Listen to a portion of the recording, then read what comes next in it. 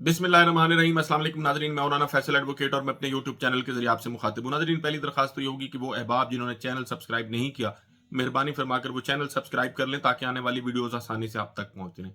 नाज़रीन, आज एक बड़ा अहम केस इस्लामाबाद हाई कोर्ट में ज़ेर समाअत था, साइफर केस, जिस केस में इमरान खान और शाह महमूद कुरैशी साहब को 10-10 साल की सजाएं सुनाई गई थी।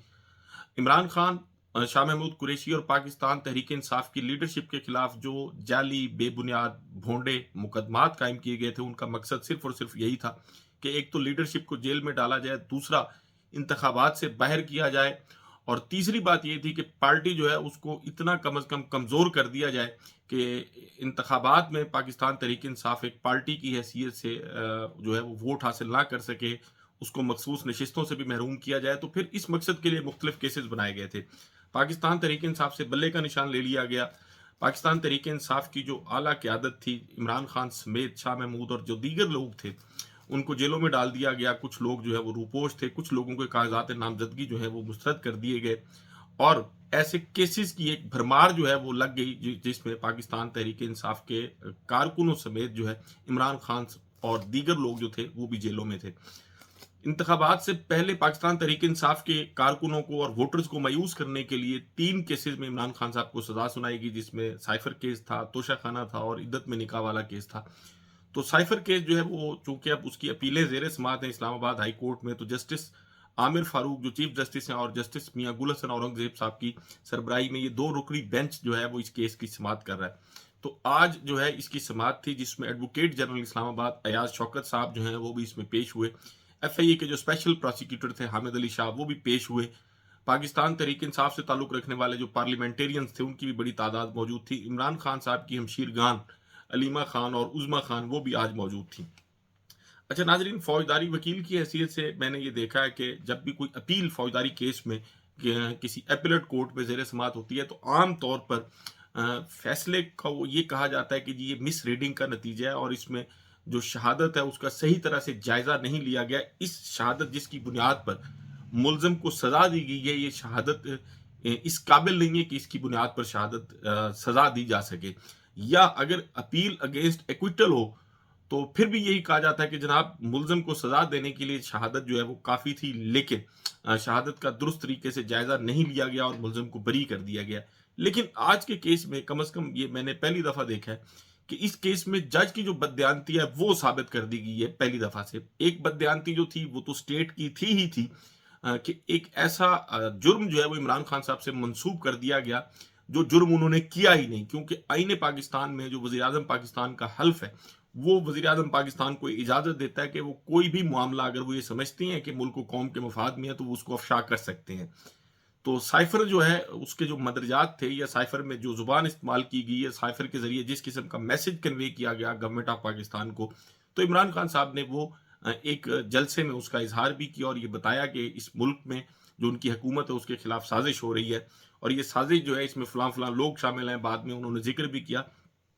तो ये एक बदनीयती या बदयांती वो थी जो on the part of the prosecution थी। लेकिन जो बदयांती जज की आज जाहिर की है बैरिस्टर सलमान सफदर साहब ने, वो इस पर यकीनन खराज तहसीन के मुस्तहिक है।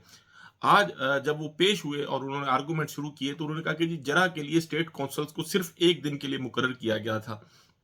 2 वकील मुकर्रर किए गए थे, एडवोकेट जनरल ने उनके नाम दिए। स्टेट की तरफ से वकील तब दिया जाता है जब कोई वकील ना हो। इस केस में ऐसे हालात नहीं थे कि सरकारी वकीलों की तैनाती की जाती।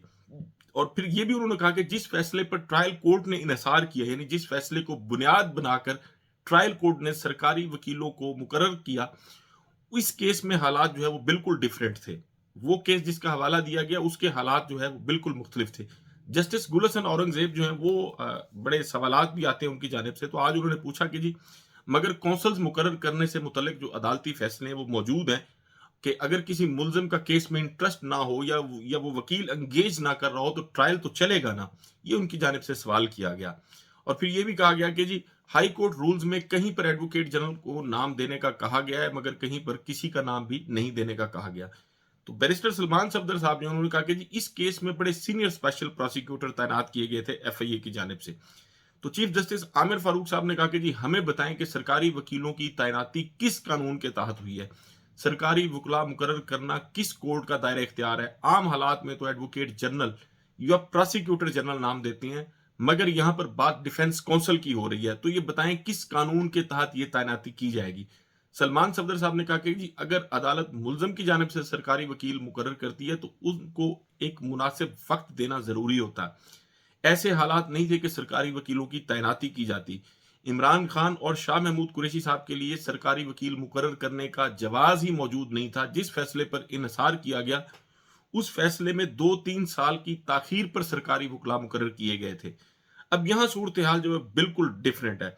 यहाँ 15 जनवरी को ट्रायल शुरू हो रहा है और 26 जनवरी को जज साहब जो हैं उन्होंने सरकारी वकील मांग लिए हैं एक ईमेल करके, यानी 11 दिन में जो ताखीर है उसका जिम्मेदार करार दिया गया इमरान खान और शाह महमूद कुरैशी के वकला को। अब ये कितना भोंडा मजाक है मैं समझता हूँ पाकिस्तान के जुडिशल सिस्टम में और कानून के साथ ये कितना खिलवाड़ है कि अभी केस शुरू हुए 11 दिन हुए हैं और इमरान खान और उनके वकला को जो है वो इस केस में ताखीर का जिम्मेदार भी करार दे दिया गया।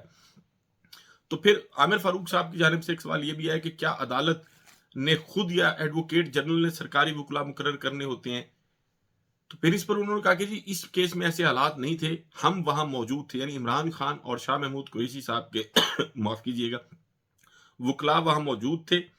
सरकारी वकला मुकर्रर करने के लिए लिस्ट बनाई जाती है और उन लिस्ट में फिर जो जिन वकला पर मुश्तमिल वो लिस्ट होती है फिर उनकी काबिलियत देखी जाती है। यहाँ जो काबिलियत की बात है उसको भी मैं आगे डिस्कस करता हूँ। तो मियां गुल हसन औरंगजेब साहब ने एक सवाल और किया कि क्या वो ईमेल रिकॉर्ड पर मौजूद है, तो इसका जो है वो जवाब नहीं दिया गया।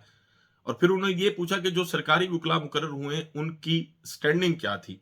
अब इसमें 2 वकला मुकर्रर हुए थे, एक हजरत यूनस हैं और दूसरे मलक अब्दुल रहमान साहब हैं। जो मलक अब्दुल रहमान साहब हैं उनका वकालत का लाइसेंस 2017 में लोअर कोर्ट में वकालत के लिए बना था और 2018 में उनका हाई कोर्ट का लाइसेंस बना था। इसी तरह जो हजरत यूनस साहब हैं उनका लाइसेंस जो है वो 2015 में बना था और 2017 में उनका हाई कोर्ट का लाइसेंस बना था। अब यानी ये काबिलियत है। मियां गुल हसन औरंगजेब साहब ने फिर जब ये सवाल किया कि क्या वो ईमेल रिकॉर्ड पर मौजूद है, तो इसका जवाब नहीं दिया गया। सलमान सफदर साहब ने कहा कि जी मखसूस हालात में सेशन जज जो है वो सरकारी फंड से कौंसल्स मुकर्रर करने का इख्तियार रखता है।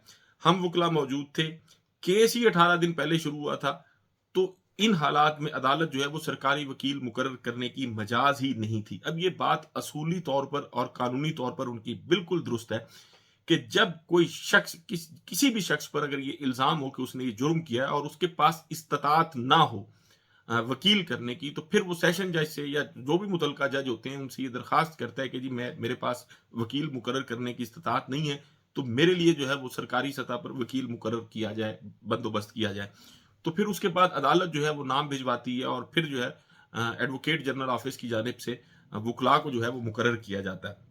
अब ये एक तरीकाकार है। दूसरी सूरत ये भी होती है कि अगर ट्रायल में जो मुलजम का वकील है उसकी दिलचस्पी नहीं है, वो पेश नहीं होता उसमें, या बार बार उसमें इल्तवा की दरखास्त की जाती है उसकी जानिब से और अदालत ये समझती है कि इस केस को, इस ट्रायल को गैर जरूरी तौर पर जो है वो ताखीर इसमें की जा रही है ताकि इसका फैसला ना हो, तो फिर अदालत अपने तौर पर भी जो है वो सरकारी वकील मुकर्रर करने के लिए लिख सकती है। लेकिन उससे पहले का भी जो तरीकाकार है वो ये है कि वो वकील जो ऑलरेडी मौजूद हो उसको बहरहाल एक शोकाज दिया जाता है कि आप इस केस में फलां तारीख को बतौर वकील मुकर्रर हुए थे और उसके बाद आपने इस केस में इल्तवा की इतनी तारीखें जो हैं वो ली हैं और आप इस केस को लिंगर ऑन कर रहे हैं, क्यों ना आपकी इस केस में इस मुलजम के लिए जो खिदमात हैं उनको ख़त्म करके किसी दूसरे वकील को मुकर्रर किया जाए। तो फिर अगर इस शो काज के बाद जो है उसका जवाब वकील साहब का आ जाता है और वो जवाब सेटिस्फैक्ट्री होता है तो फिर वही वकील साहब कंटिन्यू करते हैं, अदरवाइज जो है वो फिर सरकारी सतह पर वकील का तकर्रुर कर दिया जाता है। लेकिन यहाँ ऐसा कुछ नहीं किया गया। 11 दिन हुए हैं केस को शुरू हुए और 11 दिन में जज साहब जो है उनको इमरान खान साहब के और शाह महमूद कुरैशी के वकला जो है वो ताखीर के जिम्मेदार भी नजर आ रहे हैं। अब ये एक ऐसी क्रिस्टल क्लियर डिसऑनेस्टी है ट्रायल कोर्ट की जानिब से जो floating on the surface of the prosecution file मौजूद है, अदालती रिकॉर्ड में मौजूद है। ये जितनी बदयांती की गई, असल इस बदयांती की वजह ये थी, शायद कुछ वादे वईद थे और इमरान खान साहब को जल्द अज जल्द इलेक्शन से पहले सजा सुनाना मकसूद थी, तो ये सारी बदयांती जो है वो इसलिए की गई है। आज अदालत की बदयांती जो है वो बड़ी खुलकर सामने आ गई है कि फिर आज अदालत की जानिब से ये भी सवाल किया गया कि अगर एडवोकेट जनरल अदालती अहकामात को नजरअंदाज करते तो तब क्या होता। अब ये सवाल बड़ा इंपॉर्टेंट था कि जी تو پھر اس پر جو بیرسٹر سلمان صفدر صاحب انہوں نے کہا کہ جی سکندر ذوالقرنین جو ہیں وہ اس کیس میں ان کے وکیل تھے، اور وہ عدالت میں پہنچتے بھی تھے، سم ٹائم تاخیر بھی ہو جاتی تھی، اور اس تاخیر کی وجہ یہ ہوتی تھی کہ ان کو جیل کے دروازے پر روک لیا جاتا تھا۔ لیکن اس کیس میں صورتحال تھوڑی سی ڈفرینٹ تھی۔ جب یہ سرکاری وکلاء کا تقرر کیا گیا تو اس ایک دن پہلے جو ہے وہ ان کی جانب سے درخواست گزاری گئی سکندر ذوالقرنین صاحب کی جانب سے کہ ان کے دانتوں کا کوئی ایشو تھا، وہ انہوں نے علاج کرانا تھا، اور انہوں نے ایک دن کا التوا مانگا تھا۔ لیکن وہ ایک دن کا التوا دینے کی بجائے ایک جو ہے اسی دن ای میل کر دی گئی ایڈوکیٹ جنرل کو، اور ایڈوکیٹ جنرل صاحب کی جانب سے وہ نام بھی بھجوا دیے گئے، اور پھر اگلے دن سلمان صفدر صاحب نے پھر چھکا مارا۔ آج انہوں نے کہا کہ جی جب ہم اگلے دن عدالت وہاں پہنچے، اڈیالہ جیل پہنچے، تو اعظم خان صاحب جو ہیں وہ اس کیس کے ایک بڑے اہم گواہ تھے، جن کو اغوا بھی کیا گیا اور پھر بعد میں اپنی مرضی سے ان کا بیان بھی لیا گیا۔ انہوں نے کہا وہ باہر آئے اور انہوں نے کہا کہ جی ان پر جرح بھی ہو گئی ہے، تو ہم نے ٹرائل کورٹ سے یہ استدعا کی کہ جی ہمیں جرح کا موقع دیا جائے، ہم چونکہ وکیل ہیں، لیکن ان کی اس درخواست کو جو ہے وہ ٹرائل کورٹ کی جانب سے مسترد کر دیا گیا۔ تو پھر کورٹ نے یہ بھی کہا کہ جی اسٹیٹ کونسل کا کام تو زیادہ تر جو ہے وہ پروسیکیوشن کرنا ہوتا ہے، تو اسی طرح جو ایڈوکیٹ جنرل ہیں یا جو پروسیکیوٹرز ہوتے ہیں وہ تو اسٹیٹ کونسل ہوتے ہیں۔ تو پھر کیا یہ بھی اب ایک بڑی دلچسپ بات یہ ہے کہ مقدمہ جو ہے یہ اسٹیٹ کی جانب سے جو ہے وہ عمران خان اور شاہ محمود قریشی پر قائم کیا گیا، اور پھر اسٹیٹ ہی اپنی مرضی کا جج لگا رہی ہے، اسٹیٹ ہی ان کے وکلاء کا جو ہے وہ تقرر کر رہی ہے۔